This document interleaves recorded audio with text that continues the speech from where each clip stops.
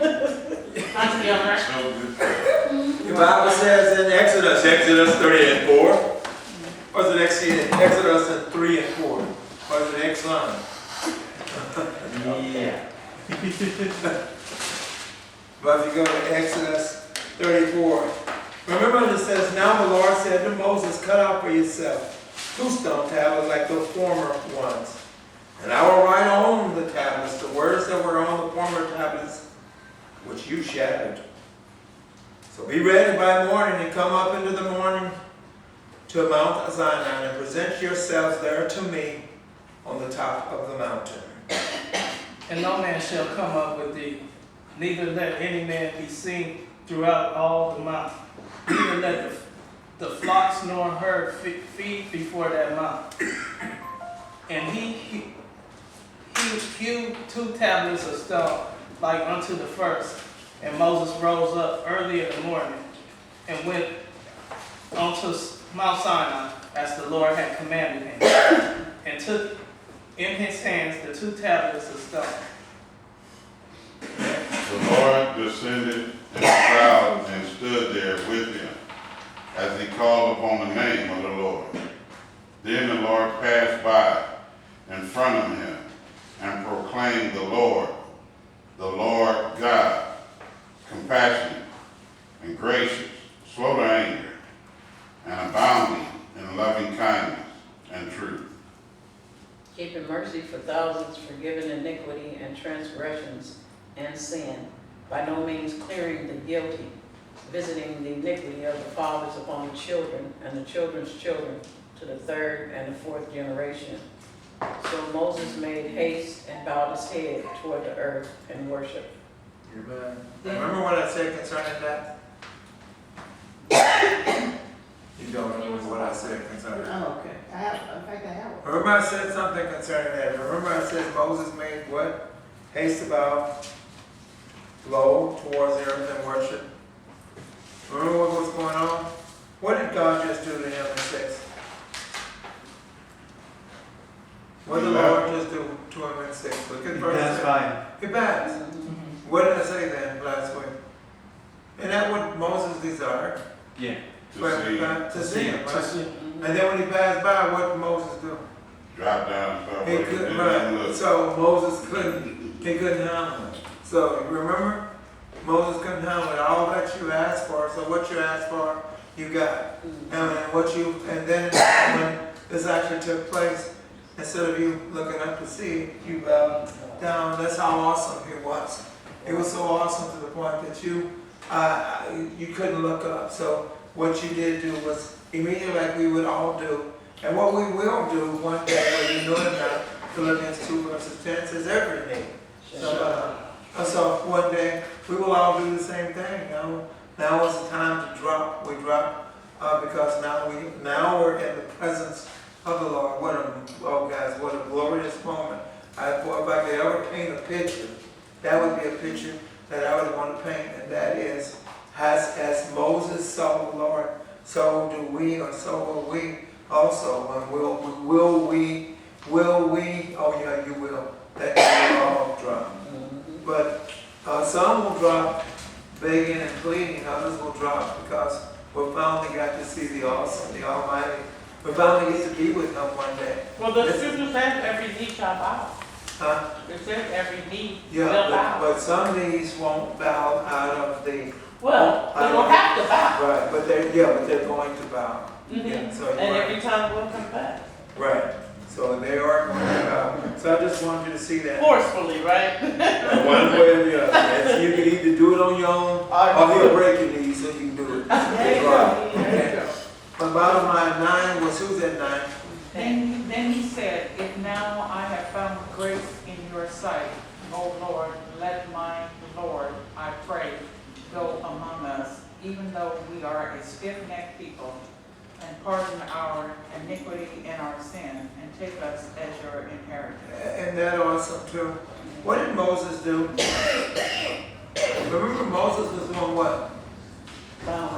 Praying. And so now watch this. What did in Moses' prayer, and this is where we need to do also. In Moses' prayer, what did Moses just do? He pleaded. He said he pleaded, so he acknowledged.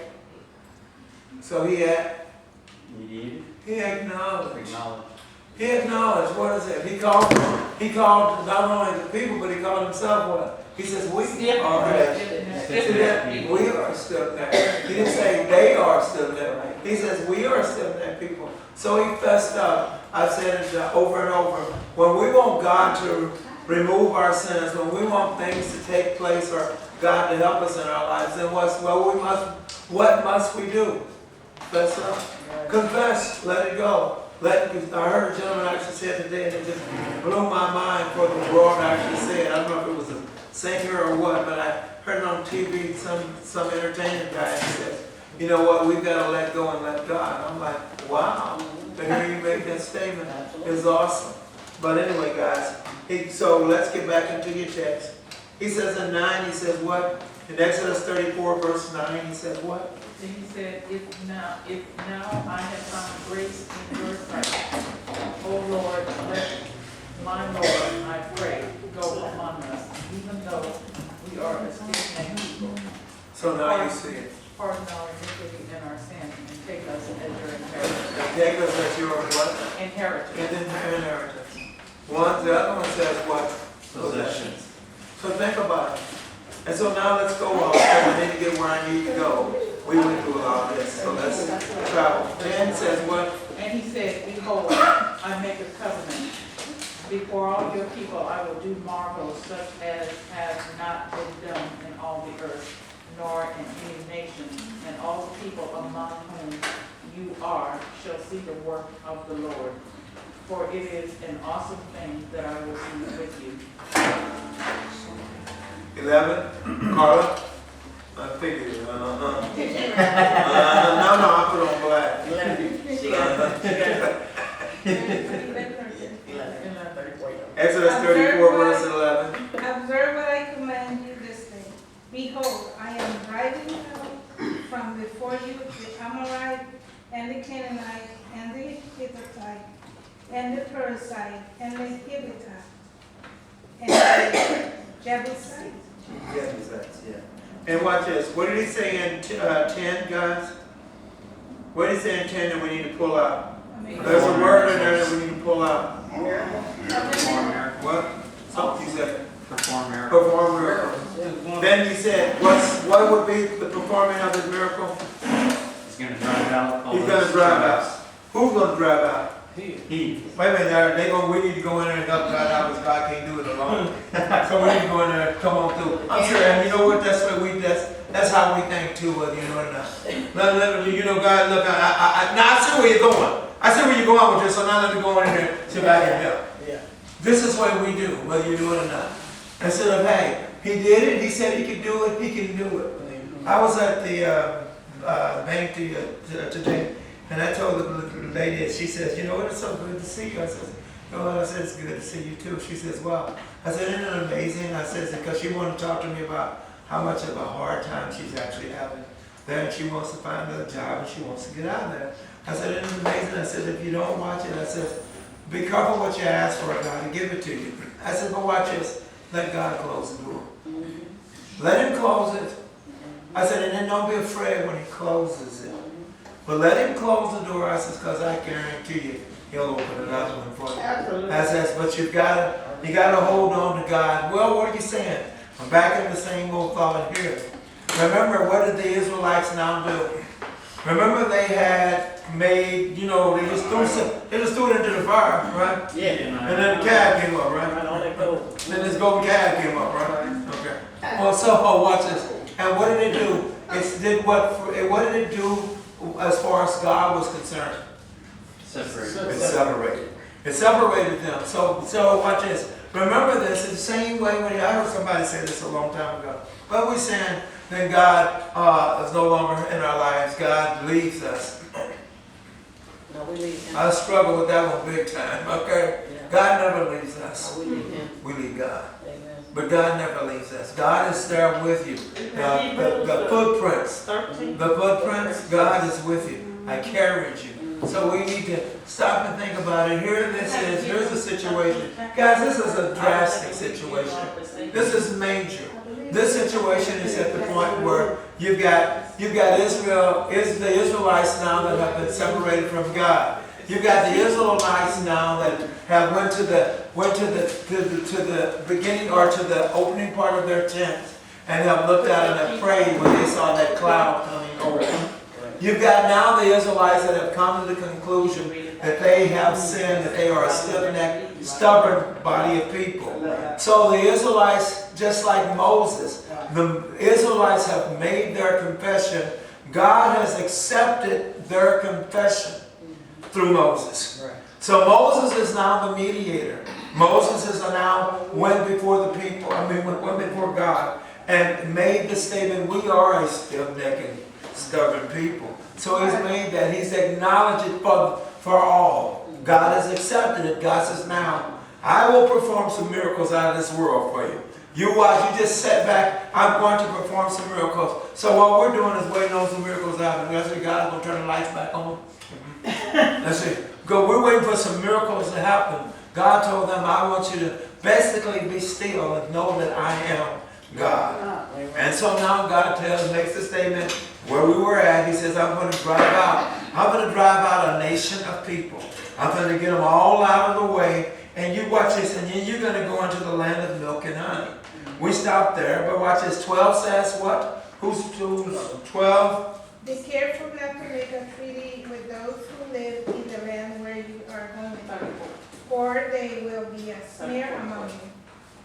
And then God says something to them that they needed to know. Why do you think God made that statement? They got false gods. They got false gods. Why do you think God made that statement? Because how quick they are to fall. Oh, how quick they are to follow. The statements you've made are true.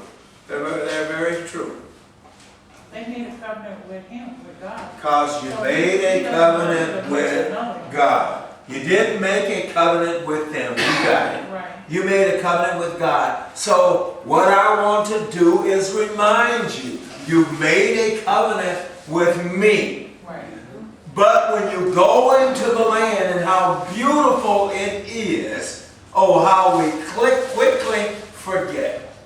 I said, you see it all the time. I said, I would have never thought old country Warren would never do anything silly like that. And you walk in, you make a little change, and it's amazing how it turns you around. And it turns you around so subtle. You don't even know that you've become this person. All of a sudden now this country boy that don't want to spend 50 cents is this country boy that's spending all kinds of change. This country boy that wouldn't dare go anywhere. I'd rather get through playing basketball and go home. I'm done for the day, but now I want to go out and party. Oh, y'all can hear me. That's It's how deceptive amazing. Satan is. I'm sorry. That's how deceptive Satan is. That's how he works, and you That's how don't he even works with realize us it. right now. Right. You don't realize how he works, but that's how he works. Within seconds, you don't even realize it. And by the way, it's subtle. It's not something that you notice. I've always said I'm dealing with some people right now, and I'm bringing it to their attention. What did you really expect to see? What were you looking for? A pitchfork? What were you looking for? A red suit? Really, what were you looking for? Because that's what you heard. So what were you looking for? And then I turn around to people that I'm communicating with, and I says, oh, by the way, I see him. I'm looking at them. They said, no, you're looking at me. I said, no, I'm looking through you. I see him. Right. But he is, because you've allowed him to be in you. You went along with what he has asked of you. So you're now like the 1 Corinthians, the 6th chapter. Hey, if you are with a prostitute, you and that prostitute are one. And it's the same way. That's why Christ, this is why when we go into this, he talks about I'm going to make a covenant. I made a covenant. When I make this covenant, you be careful. Because somebody else wants to make a covenant with you. Someone else wants to introduce you not only to their God, but someone also wants to, and how do I introduce you to their gods? Well, let's see. You are a human being. Since you're a human being, and I gave Satan 3 things to work with. 1 John 2:15. I gave him 3 things. What is it? Come on. Eye, flesh, is very obedient to what God has given him. Oh, that's something. Satan is even obedient to what God has given him. I wish we would become obedient. But he's obedient. He says, this is all I got to work with.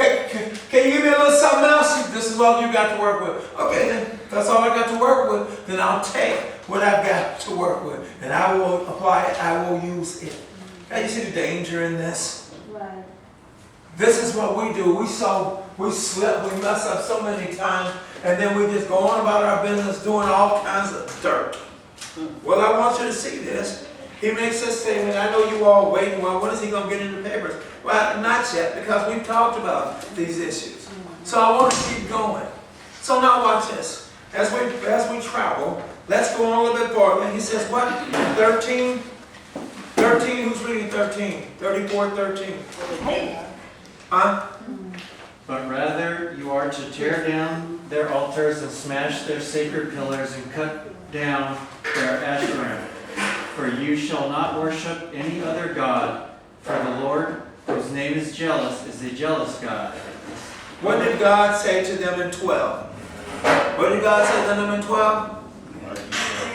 Watch yourself, or whatever. What yours says what? Make it a no covenant. Be careful. Somebody says be careful, right? Mine is be careful not to make a tree. Be careful. Some says watch yourself. Take heed. So watch this. It all means the same. But isn't that amazing?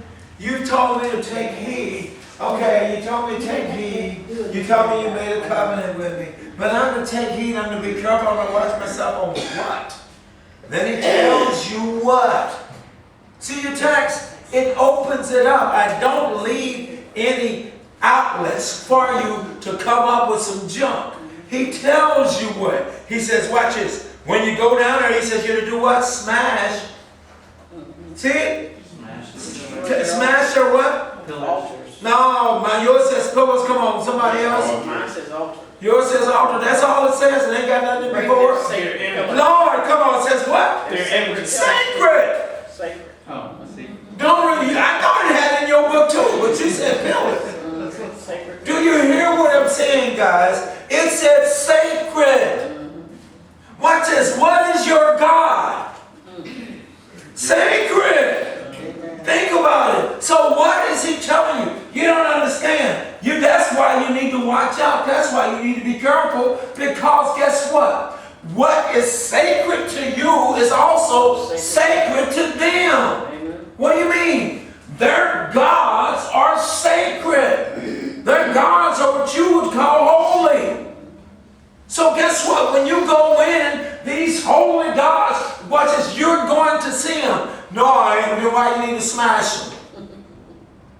Right? Well, then why you need to smash them? So you're going to see these. Some of these things are going to be awesome to you. Oh my goodness. This is beautiful.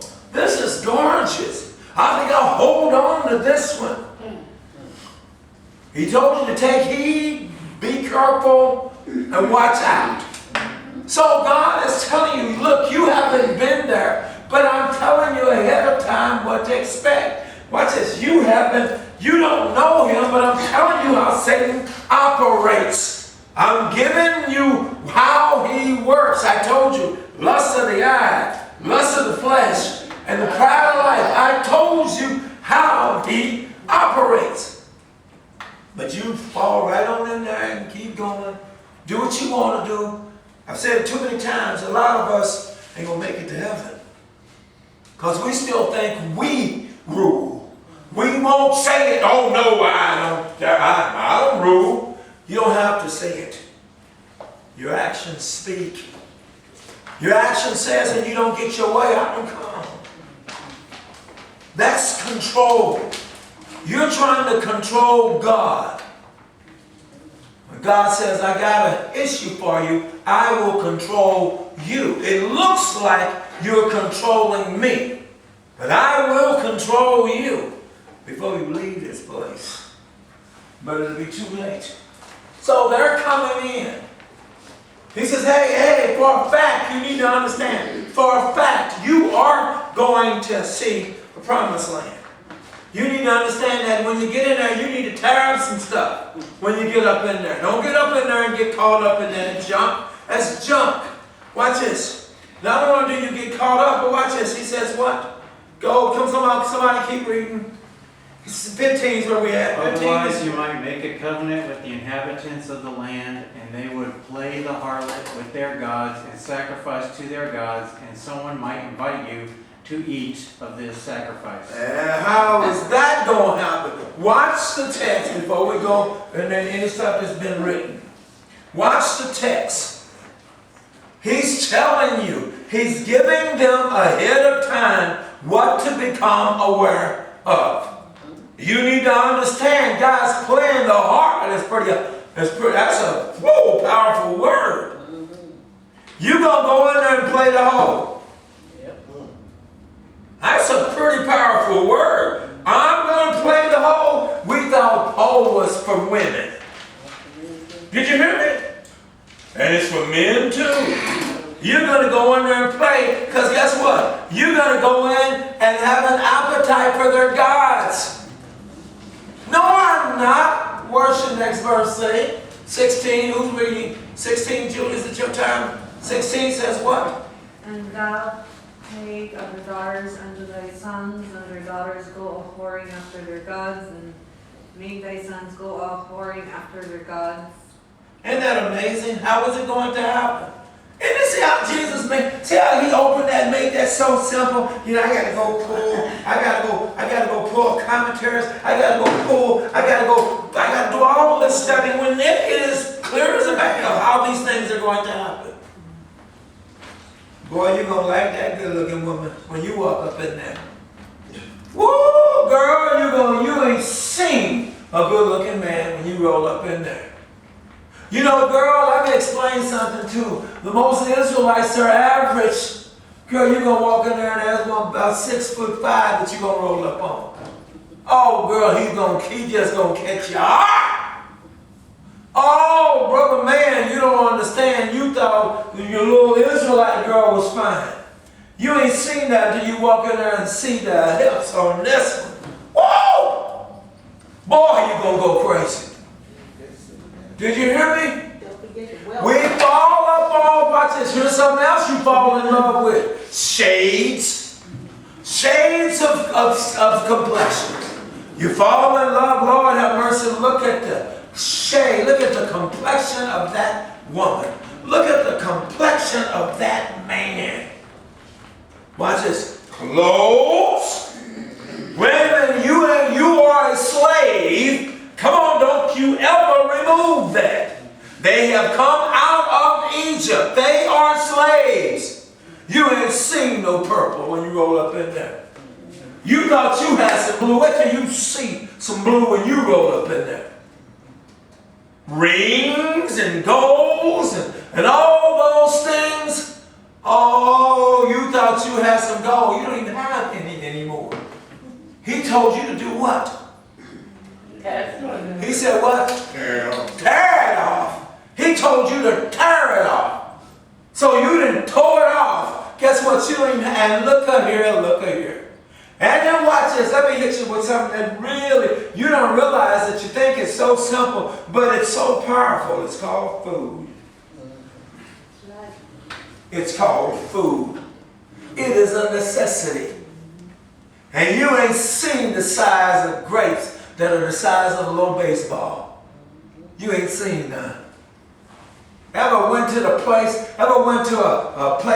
where they have all you can eat, and your eyes, they get this big, and you're like, Lord, I have a little, and Lord, I have a little, and Lord, I have a little, and then you got a plate full of stuff, and you don't eat but just a small amount. Yes.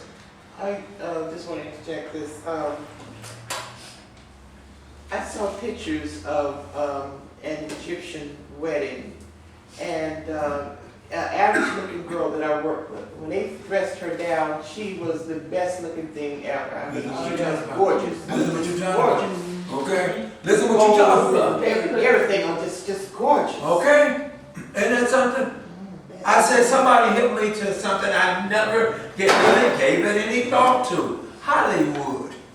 I never gave it any thought. You see them on the screen, boy, they look or not. You walk to them in the store when they ain't got nothing on, and somebody say, you know that so and so. No, that ain't. When paparazzi catch him without. Yeah, you said no, yes it is. No, it ain't. Somebody said something today. Was it you, Pat? 5'3", what's a 5'4"? What's his name? Anderson. No, sir. Seven Entertainer. Right. You saw Seven Entertainer on the screen. He looks big, and she said, "No, he's short." Right. I'm like, what? He's about 5'2" at the most. Okay, but it ain't something about looking at it. We think it's got some size on it, and it's only 5'2". Steve, you want to come up and repent now, or you want to do it later? Let me do it now, sir. Okay. Let's get it over with. But anyway, guys, look at this. He's opened the text up for us. He's made it very clear for us. He says you gotta be careful because when you go over to this church over here, it may have some things that you're not familiar with. Oh, when you walk in, they may have some tambourines banging. They may have some drums beating. They may have some horns blowing. They may have even B and CC set up in there. Okay?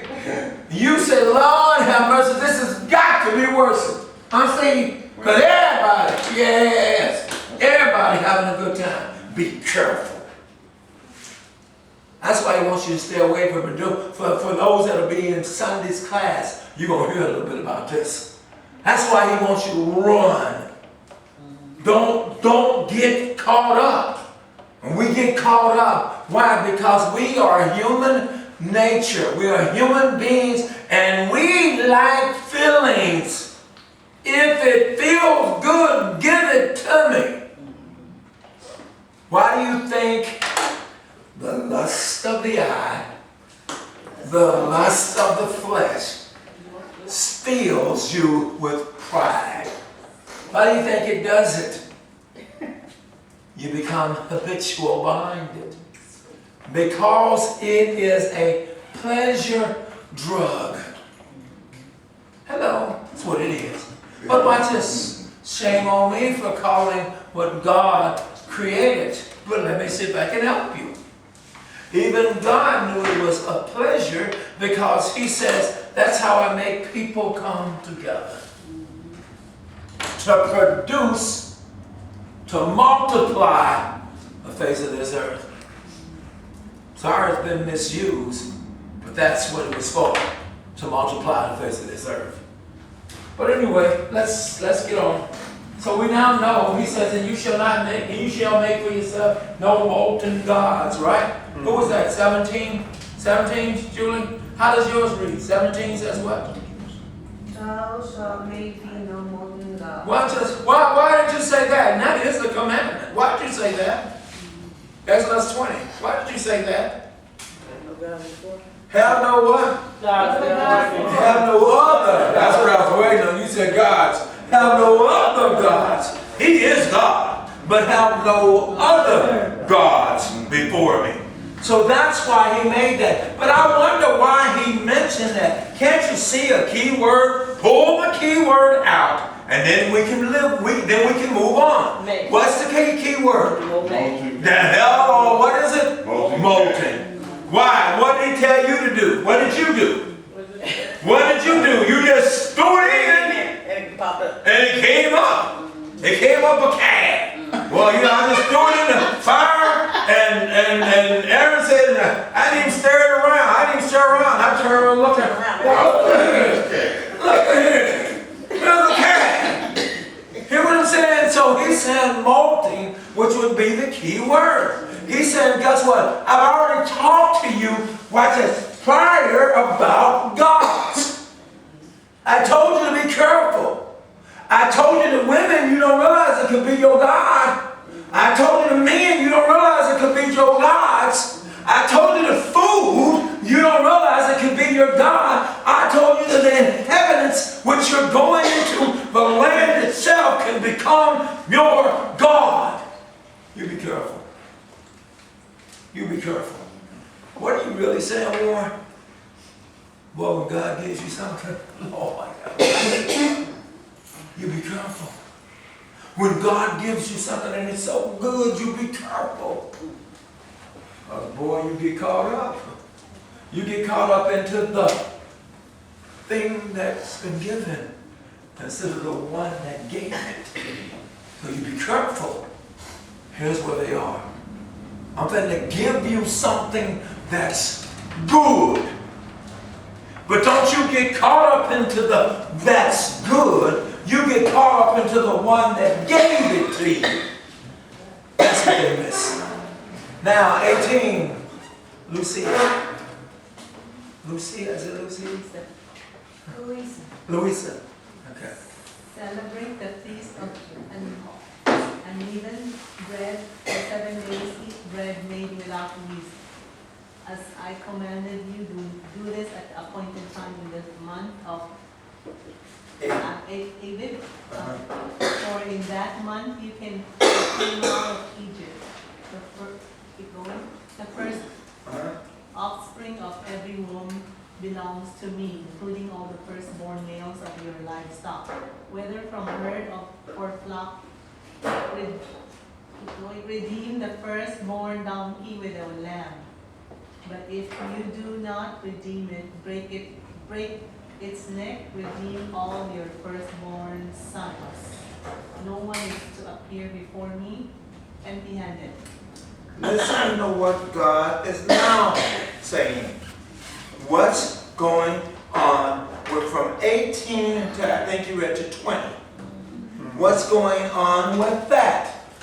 He's opened up some more. He's given them some more insight. What is the insight? It's called remember. It's called remember.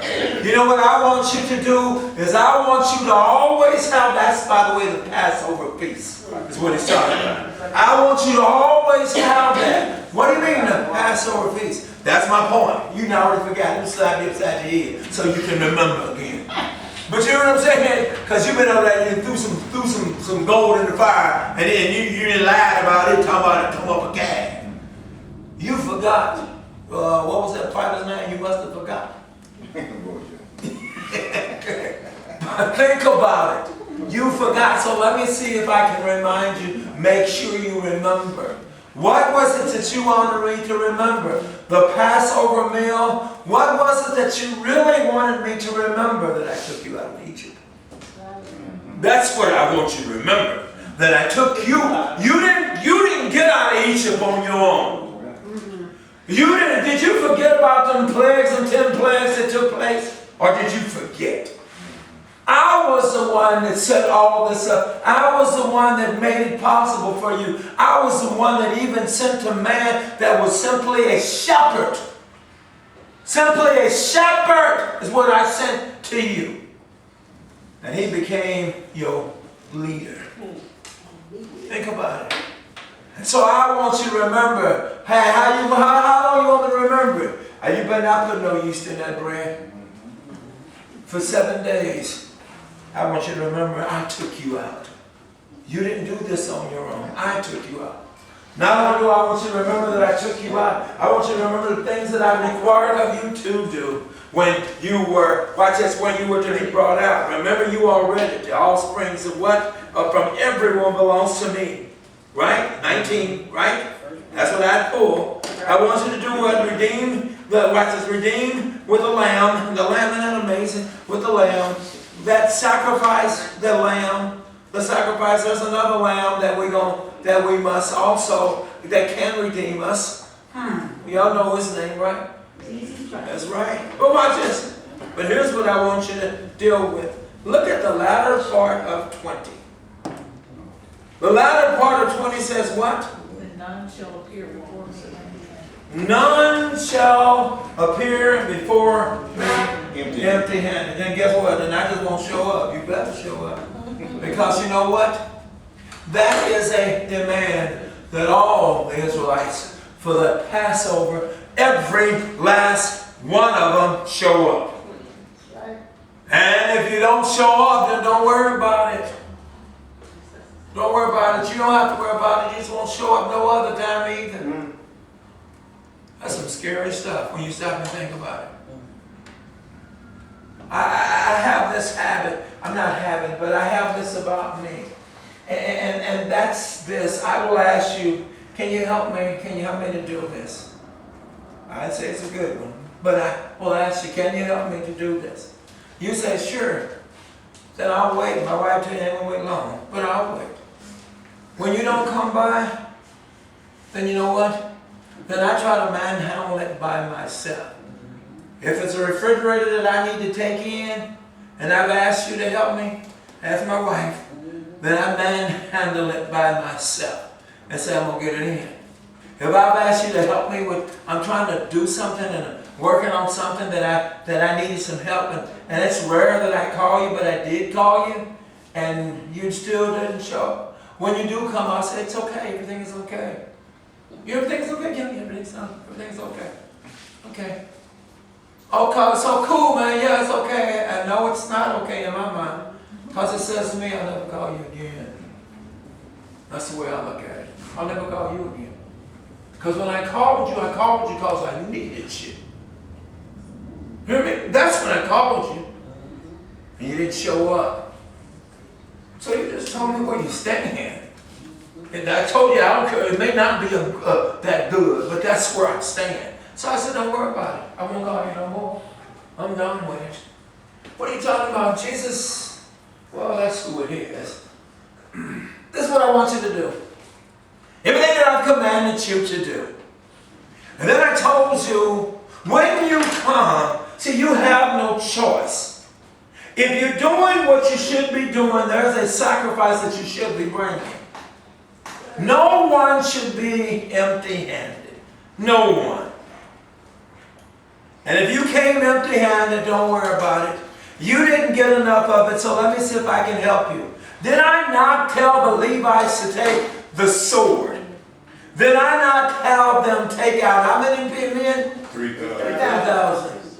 One more I got to get you to understand that I'm serious with my word. I'm serious about the work that I've called you to do. What more do I need to do? Oh, how we miss this. Guys, get an understanding. See how serious this is? So now watch this. He says on 21, he says what? Somebody else is trying to take two towards the back. 6 days you shall labor, but on the seventh day you shall rest. Even during the plowing season and harvest, you must rest. Celebrate the festival of weeks with the first fruits of the wheat harvest and the festival of ingathering at the turn of the year. I'm struck. I'm stuck. I'm struck and I'm stuck. Go ahead. 3:23 said what? 3 times a year, all your men are to appear before the sovereign Lord, the God of Israel. Claudia, I got problems here. You shall work 6 days, but on the 7th day you shall rest. Right. Even during the plowing time and harvest, you shall rest.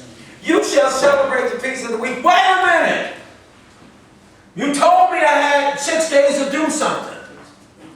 Then you tell me I need to pull up. Then you tell me on the 7th day, you know, I'm in the middle of this thing, I'm almost through with this thing, and now you're telling me I got to pull up.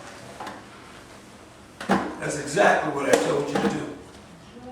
He says on the 7th day I told you to do what? Rest.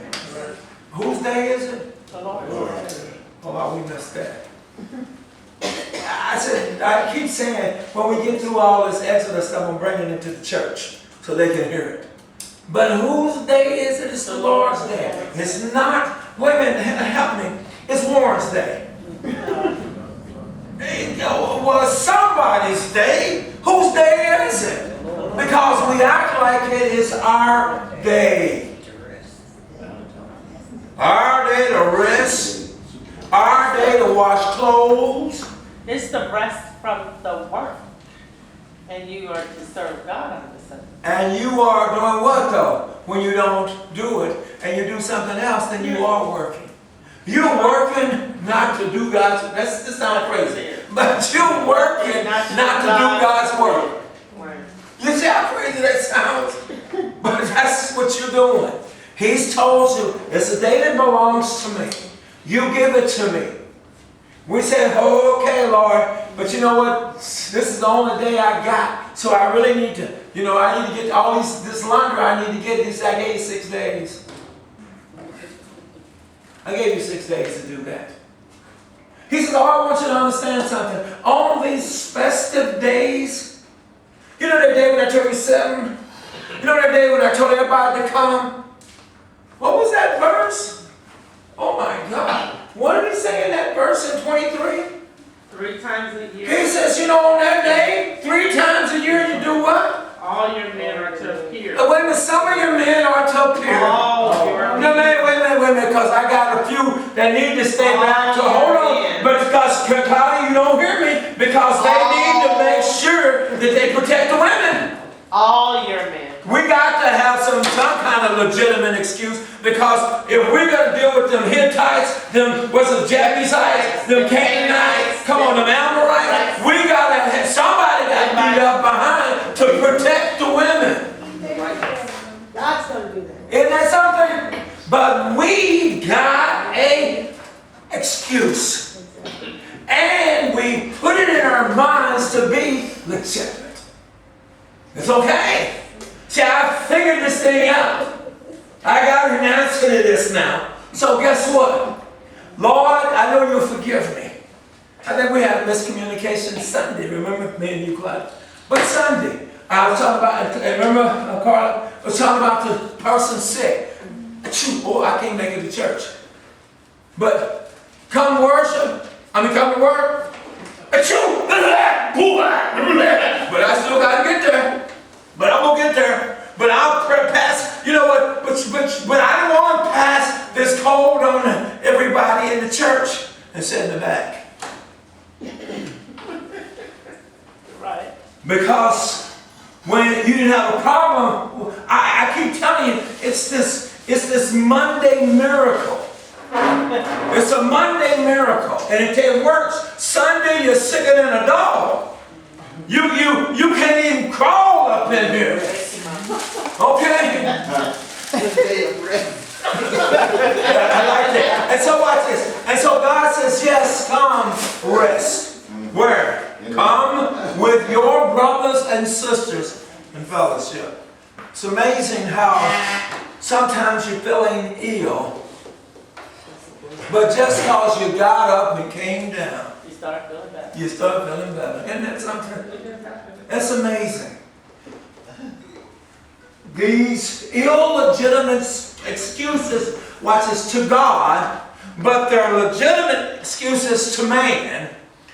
I have to tell you this, I might say it's okay, but God ain't never stopped shaking his head and said it was okay.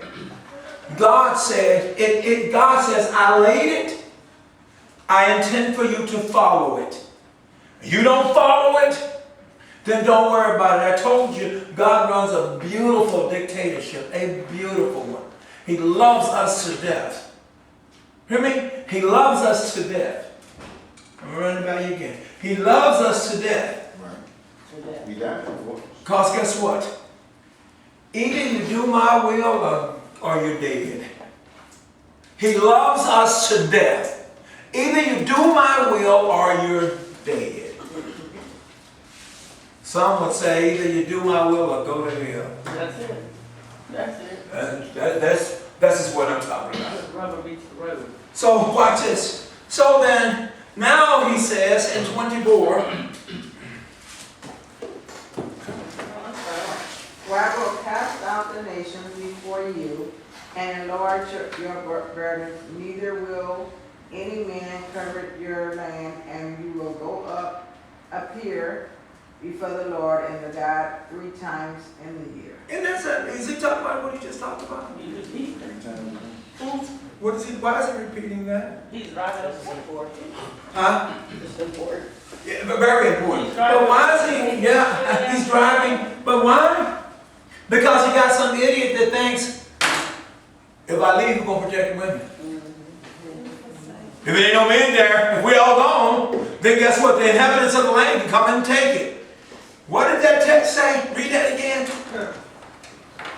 It says like this, it says, I will drive out nations before you and enlarge your territory, and no one will covet your land, when you go up there. And no one will covet your land. No one, watch this, will come near. Hear me? You ain't got to worry about it. It's like the idea of you walking down. I can't get in. It's like God says, and I've got my force. I've got my force field. So you don't have to worry about it. When your man leaves for those 3 times, you don't have to worry about it. I'm better than Brinks. Okay? I got you protected. Your women, your children, everything is protected. I told you to trust me. You don't see me, don't mean I ain't there. Okay? But trust me. And I will protect and I will provide. I told you, it's the idea of, y'all can't see it, but I had to get it. Walk by faith and not by sight. Got to keep reminding. So I too will also understand. I walk by faith. I don't walk by sight. God will make it happen if we just allow. When we start to walk by sight, that you don't realize that all that does is tell God, and then do it. You think you can make it run? Then okay. I'll get out your way. Huh? But Lord, I need you. No, you don't need me because you need what you see. I told you to walk by faith. The church belongs to me. Listen, you didn't even start it up, you didn't even build it. The church belongs to me. I've given you a little authority and you now believe that you got to work by sight. What in the world is wrong with this picture? I told you so many folks think they're going to heaven and don't realize that you got a banana peel on one foot and the other one's in hell. And don't know it. And don't know it. And God's going to get you. It's His church. It belongs to Him. Let's keep going. You shall not offer the blood of my sacrifice with leavened bread, nor is the sacrifice of the feast of the Passover to be left over until morning. Where you at? 25. Oh no, keep reading. You're right. Keep reading. You shall bring the first of the first fruits of your soul into the house of the Lord your God. Okay. You shall not boil a young goat in its mother's milk. Wow. Listen to what's going on. You read from 25 on down, right? Let's go into your paper. Exodus 34:25. Oh, you don't have it. That gave it a Exodus 34.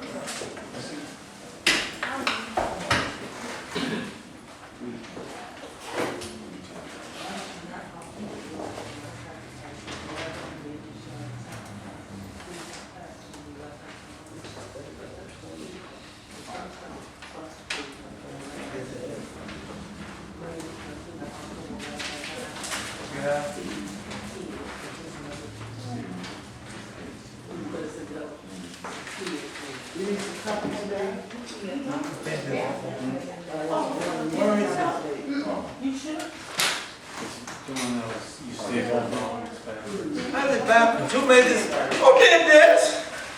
Table is wrong. It's on there. It's got fun. He's out there? You already been a long. Yes. Oh, I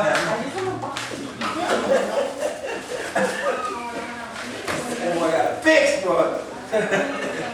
Okay, so guys, look at this.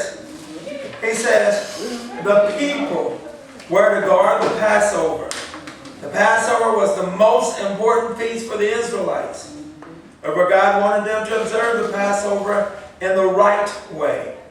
They were never to profane the feast by using leavened bread with yeast. Neither were they to leave any of the Passover meal overnight. What happened if they left it overnight? It was full. Worm. Come on, what'd you say? Word. It'd be worm. Look, I'm gonna just put this in my pocket and leave it. I can't figure out what's crawling in your pocket. Okay? Worms. So now watch this. He says, they were to bring the first fruit to the house of God. Where do we get this from? Because here's my point. He says they were to bring the first fruit to the house of God. Help me. What are you talking about? The first fruit. What is the first fruit? Huh? Those are the firstborn, the first. Firstborn, come on. First lamb. Why? Because there is. Huh? Isn't it the best of it? Because what? It's the best. Because it's your best. God has always wanted nothing but your best. Go ahead, Carl. So don't bring your raggedy refrigerator down here. God has always wanted your best. Okay? Don't be bringing them old raggedy piece of clothes that you didn't want, and they're going to bring them down here and got the nerves to have us give it to you. And they're going to ask us to give it to you. I mean, to have us. This is from Westchester Church of Christ. Don't you dare stamp me on to that. Don't you dare stamp my name behind it, because when you say Westchester Church of Christ, you're saying me. Don't you dare stamp me behind it. I ain't going to bring you no junk. I'm bringing you some things that I know that can be used. You know, you decide to finally clean your closet out, Rico.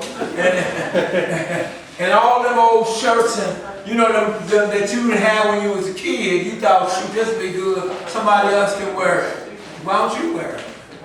And once you buy God something new. The first fruit, the firstborn. But think about it, guys. The first fruit. So now watch this. He goes on farther and he says, watch this. Y'all got it? See in 1 Corinthians 16:2 says what?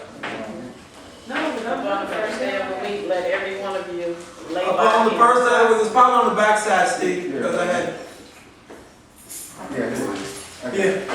Upon the Make sure you first day of the week, Oh, Upon the first day of the week, come on. let every one of you lay by him in store, as God has prospered him, that there be no gatherings when I come. Brother Paul said that. I wonder what's going on. He says they are to do what on the first day of the week? He said upon the first day of the week, he says, let every one of you what?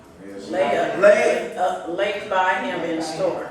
So all we do is wait for Sunday morning and then go ahead and look at our purses, look at our wallets and see what we got in. So take care of that before Sunday. And so what we do is we look at it. You know, we really start off with $100 we had in that wallet. But as time marches on, you know, we set that aside. That's supposed to go to the Lord. But we set that aside. Emergency came up and this and that came up. You know, I was driving past the store and boy, that chewing gum sure look good. So let me go and pull my little 20 out. And the man gave me back $19 and some, or maybe he didn't give you back 19. How about 18? The gum might cost you $2. But watch this. But you're taking that was supposed to have been already laid aside so that you don't tamper with it. And so that when you give your best to the Lord. You give your best to the Lord. But when you walk by sight, you say, whoa, I'm running a little short. I better hold this one back and put this one in my pocket and hold on just in case I come up a little short this week. There's some folks in Acts the 5th chapter that did the same thing. You know, what I'm going to do is I'm going to hold back a little bit because ain't nobody going to know I held back, Ananias and Sapphira. That's right. Ain't nobody, but only one person knew, well, three knew, but one in particular addressed the issue. Y'all know what that was? Huh? Yeah, but there's one person that addressed that issue. Y'all know who that is? The Holy Spirit. The Holy Spirit. The one that you couldn't see. The one that saw that $20, that extra $20 bill in your pocket. You know, the one that you thought you slid by?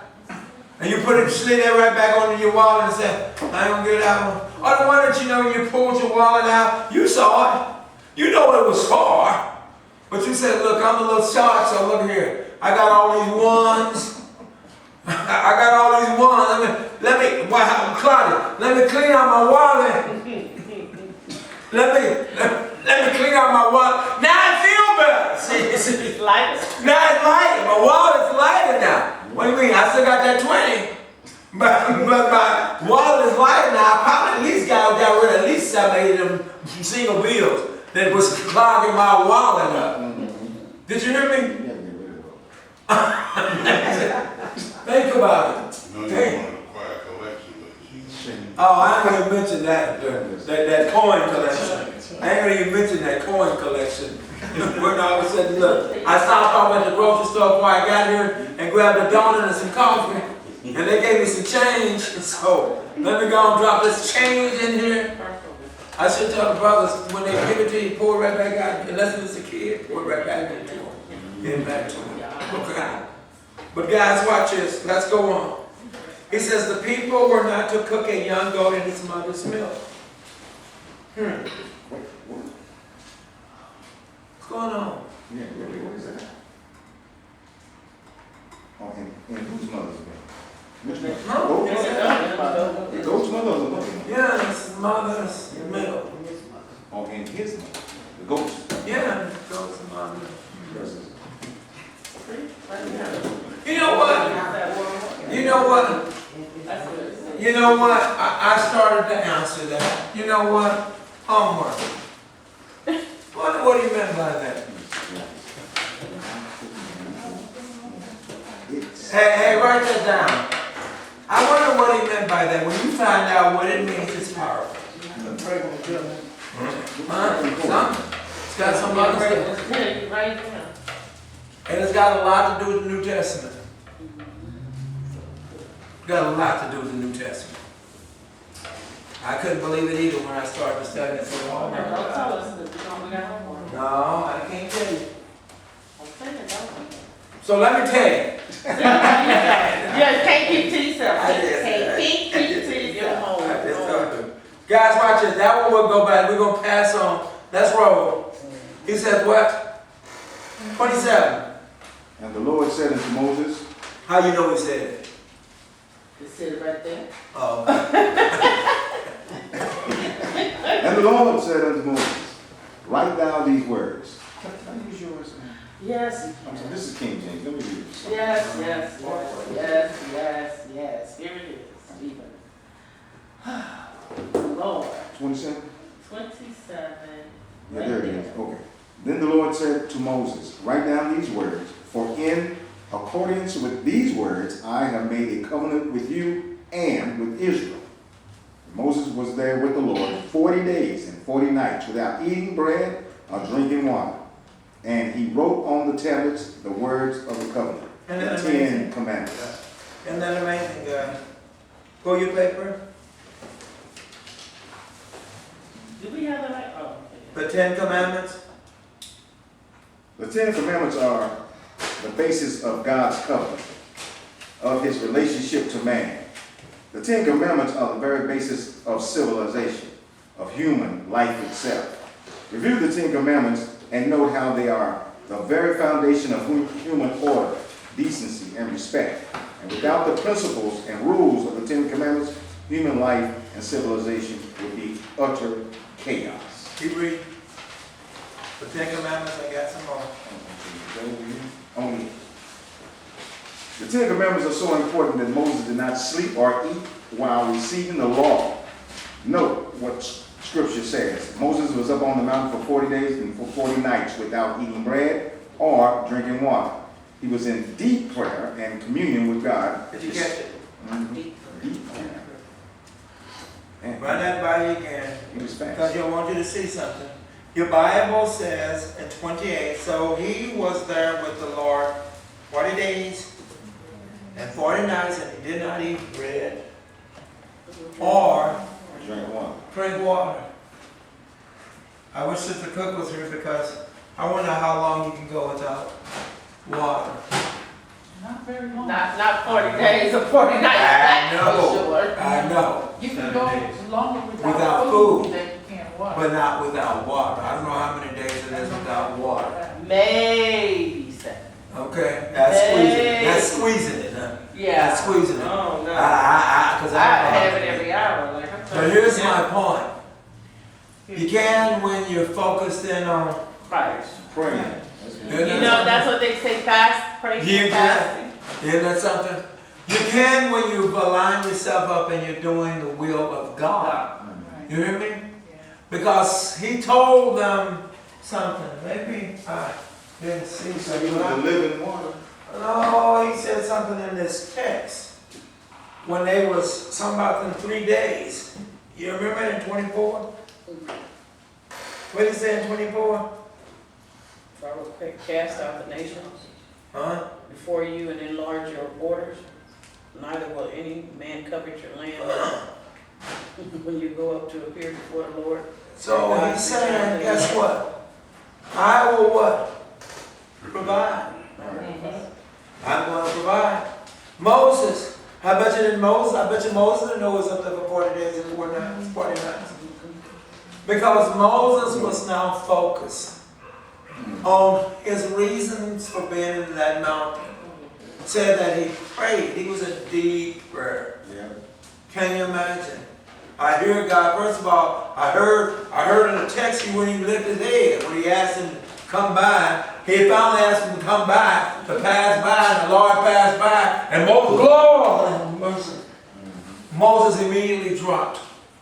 Moses prostrated himself and started to worship God. Didn't even look. Can you imagine? He says, I realize I am around God. Not God's man. God. I can see the radiance of him coming. That alone is more than enough. But I'm getting ready to pass by. As you're getting ready, just your glow says, oh my God. This is God. Can you imagine? I told you. Can you look at the sun? Can you see it? No, you can't. Can you imagine? Moses sees something so bright. And instead of saying, well, let me look, Moses says, no, let me bow. Lord have mercy, this is awesome. And so it is here. He's sitting into that mountain 40 days and 40 nights. He's praying. So you don't understand, Moses ain't going to just get the 10 Commandments. Moses is going to also get the laws.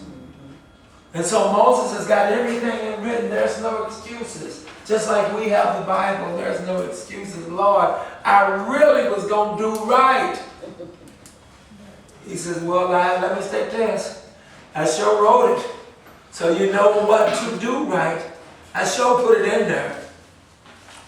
But you were so into you that you missed it.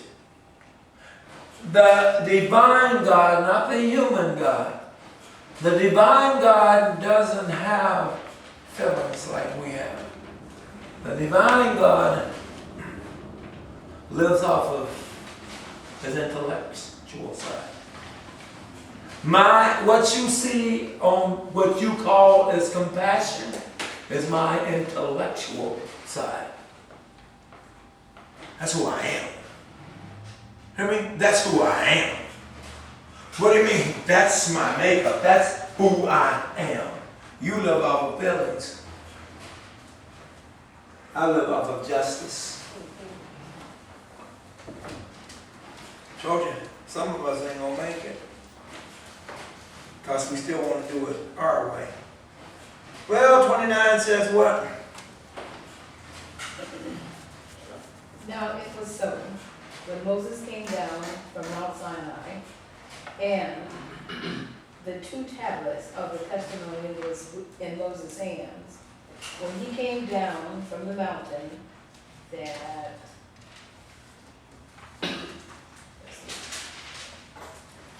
that Moses did not know that the skin of his face shone while he was talking with him. And when Aaron and all the children of Israel saw Moses, behold, the skin of his face shone, and they were afraid to come near him. Lord have mercy. Keep going. Then Moses called to them, and Aaron and all the rulers of the congregation returned to him, and Moses talked with them. Look at your papers, guys. 29:31 says, God, dear servant, has remained and refused to leave God's presence until he has received God's word. It was essential, absolutely essential. And he stayed in God's presence until he had the message of God. The message that God wanted proclaimed to his dear people. Note an astonishing fact. Moses had stayed in the presence of God so long while waiting for the message of God that the glory of God had actually permeated his beings. God was what? Yes, L-I-G-H-T. It had become, he'd been around, he'd been out there for 40 days and 40 nights.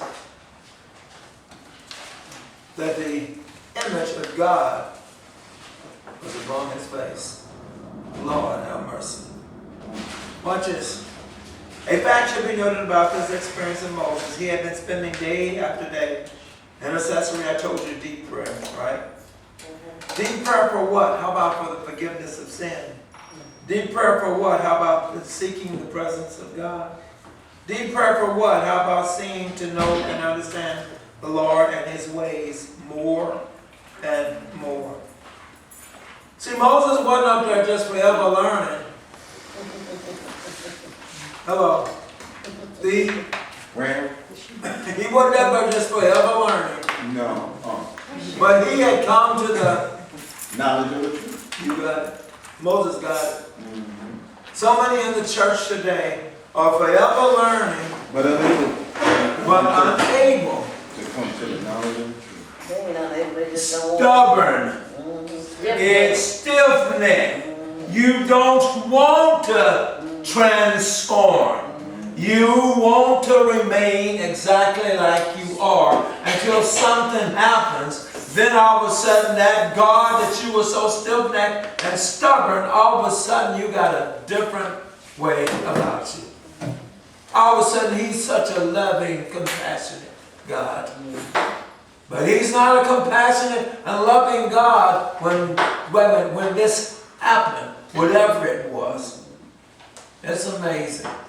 It's amazing he's talking about Moses who was sitting up there, and Moses says, first of all, where am I to go? I'm sitting up here at the peak of this mountain. I'm sitting up here in the presence of the Lord. I've asked God, please forgive me and my people. Please forgive them. I've repeated this over and over and over again. I hear God telling me to write. I'm writing down these commandments as well as these laws now on this tablet. I'm sitting there, I'm listening, and I'm also in awe. Oh, you got to hear me now. I am beyond amazed that I am in the presence of my Creator.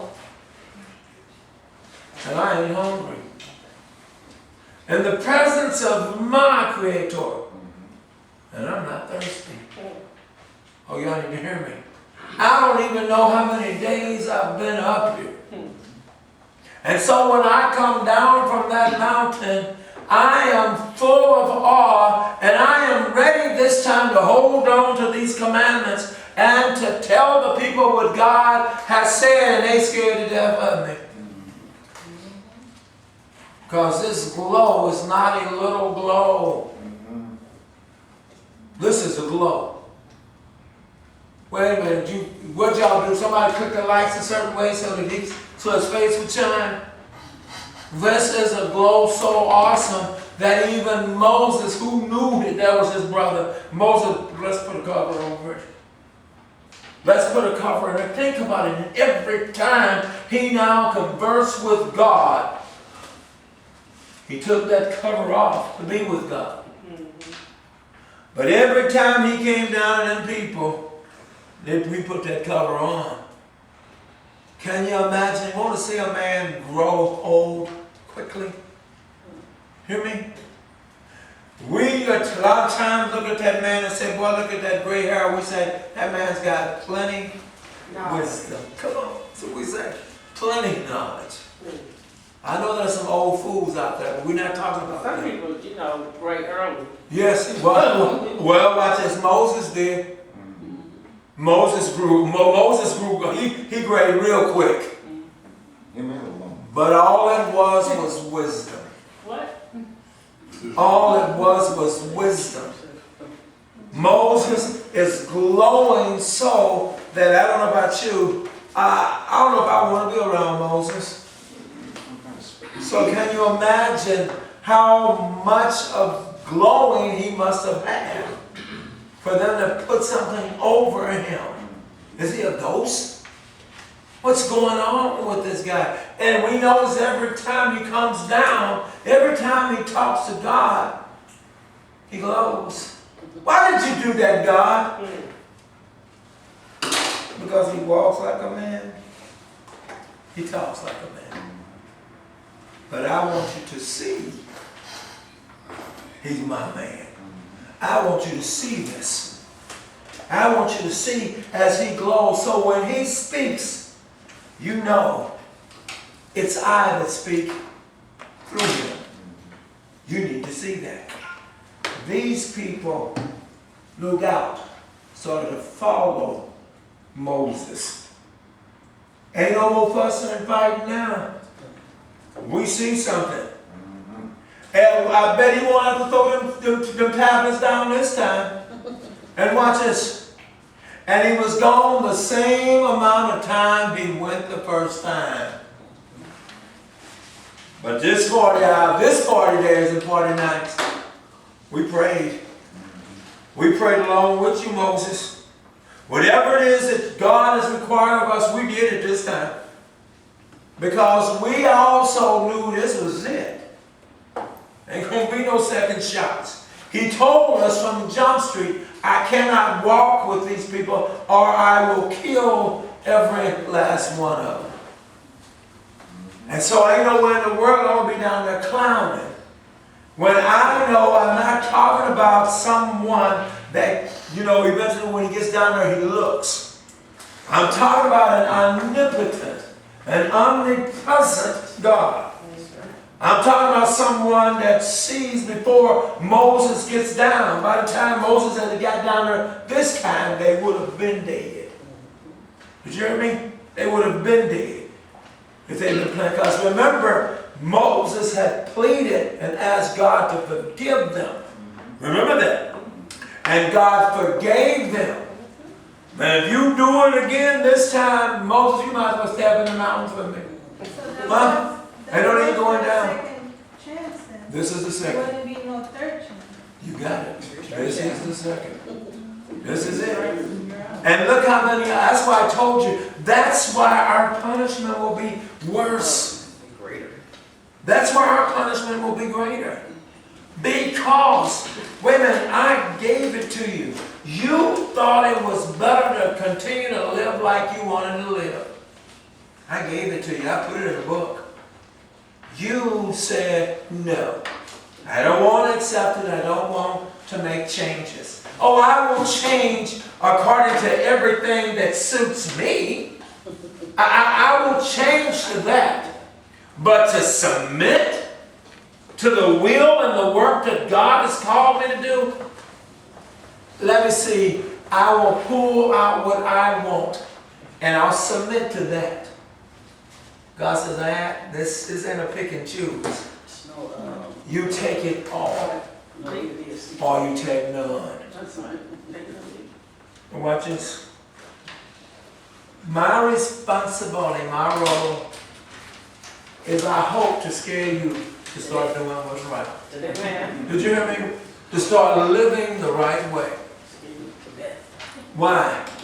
Because as those people were afraid to come to see Moses, I want you to also be afraid, knowing that you've got a God who's omnipresent and he's here today. And we need that, and we're going to have to answer to him. I told you, a lot of us have not transformed. We're still conformed. to the world. I don't know about you, but when he knocks on your door, call Brother Dad, you don't have to worry about talking about you're going to change now. It's too late. That's why he sent him, because he knows it's too late now. I gave you every opportunity in the world. I gave you something better than the Old Testament could give you. The old people could give you. I gave you my son. I gave you my very best. My own. And what you did was spit in my son's face and tell him, who are you? I run this show. I do it the way I want to do it. I said, I feel sorry for people like that. Because that's a sad day. When you got to tell, you're going to get up there and tell God, let me tell you a thing or two. Before you send me to hell. Wait a minute, I thought you were talking. God already silenced your lips. I was like, you know what, I don't even waste my time with you. Go to hell. Think about it, guys. This is serious. I keep saying it over and over and over. You hear me say it in church over and over and over again. This is divine work. You quit trying to make it physical work. Your work. I like it. Your works. You quit trying to make it that way. And make this like it and understand this is God's church. Can't nobody destroy it. God can blow out some candlesticks, but can't nobody destroy his church. And shame on you for being in the church. Shame on you. The blowing is the sending to hell. Shame on you. Remember, the church is not brick and mortar. Don't ever forget that. So when he blows out a candlestick, he's blowing each and every last one of those that won't listen. The candlestick is you. And that's another one. You walking around thinking you alive, but you're really dead. The message is yours, guys. We will be, and by the way, you say, we'll go back, but really when you finish reading 34, that is the summary of what's going on as we travel through the end of 34. That really is it. I will go back up just a few, just to take you back down. And then we'll go on to 35. Believe it or not, when you see 35, it's the summary too. But I want you to see what's going on. I told you, this is no joke. Watch this. You won't have to worry about God condemning you and taking you to hell for what you don't know. You're going to take it for what you do know. Come on. Don't worry about it.